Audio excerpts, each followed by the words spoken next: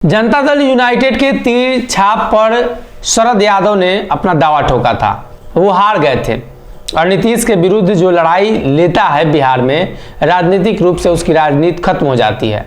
अब हाल ही में आरसीपी सिंह ताज़ा उदाहरण है। उपेंद्र कुशवाहा का क्या होगा ये तो वक्त बताएगा, लेकिन अभी की परिस्थिति में नीतीश कुमार ने उस तीर को ललन सिंह को दे दिया है और ललन सिंह के हाथ लगते ही ललन सिंह उस तीर को छोड़ना शुरू कर चुके हैं। और ऐसे में ललन के तीर से कौन कौन शिकार हुआ, बिहार के कौन कौन से नेता हैं जो उस तीर का शिकार हो चुका है और कौन होने वाला है, इस पर चर्चा करेंगे।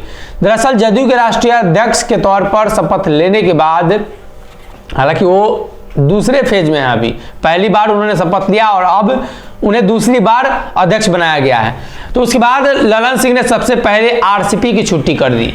उस तीर से आरसीपी का कहीं ना कहीं राजनीतिक भविष्य पर प्रश्न चिन्ह खड़ा कर दिया, राजनीतिक हत्या कर दी गई ललन सिंह के द्वारा। और दूसरी तरफ ललन सिंह के बाद अब जदयू के कई नेता हैं, माफ कीजिएगा, आरसीपी सिंह के बाद जदयू के कई नेता हैं जो इस नंबर में है। दूसरे नंबर पर उपेंद्र कुशवाहा उनके काफी करीब थे और उपेंद्र कुशवाहा को भी ललन सिंह ने जिस तरीके से साइड किया, किनारा लगाया, शायद उपेंद्र कुशवाहा को इस बात का अंदेशा नहीं था। उपेंद्र कुशवाहा जिस दरमियान पार्टी ज्वाइन कर रहे थे, उन्होंने सोचा नहीं था कि जदयू में ऐसी स्थिति उनकी होगी। जनता दल यूनाइटेड के अंदर उपेंद्र कुशवाहा की ये स्थिति शायद उनके समर्थकों ने भी नहीं सोचा होगा और उपेंद्र कुशवाहा के लोग जदयू में रह भी गए, कई लोग साथ भी गए। उपेंद्र कुशवाहा जदयू को तोड़ रहे हैं, लेकिन कहा जा रहा है कि उपेंद्र कुशवाहा जदयू को तोड़ नहीं रहे हैं, दरअसल अपने पुराने साथियों को जो जदयू में बंधक बनाए गए थे उन्हें छुड़ा रहे हैं। अब तीसरे नंबर पर आते हैं तो ललन सिंह के एक तीर से दो निशाना हो चुका है, यह कहावत है, लेकिन ललन सिंह ने एक तीर से अपने सारे दुश्मनों को खत्म करने की जिम्मेदारी उठा ली है और खुद ही कर रहे हैं।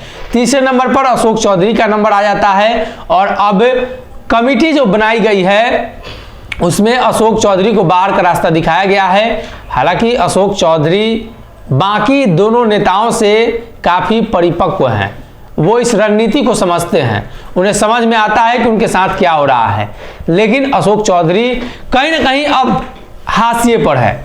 जनता दल यूनाइटेड में कमेटी की घोषणा के बाद ये माना जाने लगा कि ललन सिंह की जो लड़ाई है केसी त्यागी और अशोक चौधरी से, उसका बदला उन्होंने ले लिया है।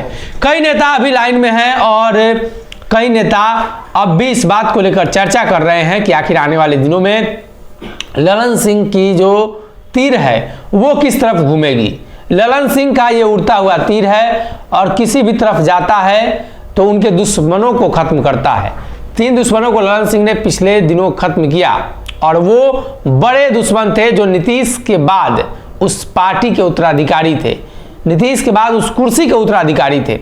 लगातार चर्चा हो रही है, लेकिन जदयू में अब ललन सिंह के समकक्ष कोई बड़ा नेता बचा नहीं है। बात विजय चौधरी की कर ली जाए या संजय झा की, कहीं ना कहीं ललन सिंह के स्वभाव के आगे इन लोगों का स्वभाव काफी अलग है।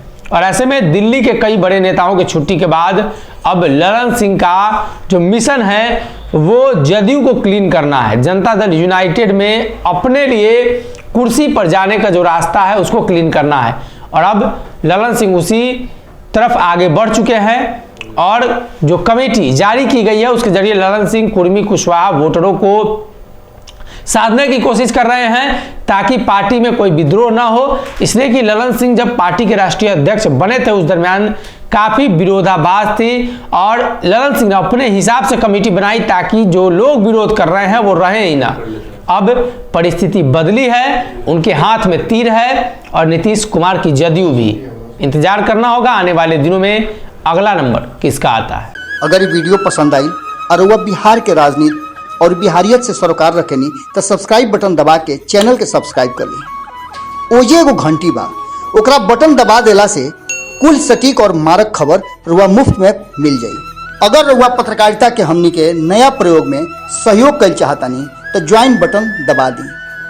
पेटीएम नंबर नोट कर ली 9386816700। धन्यवाद।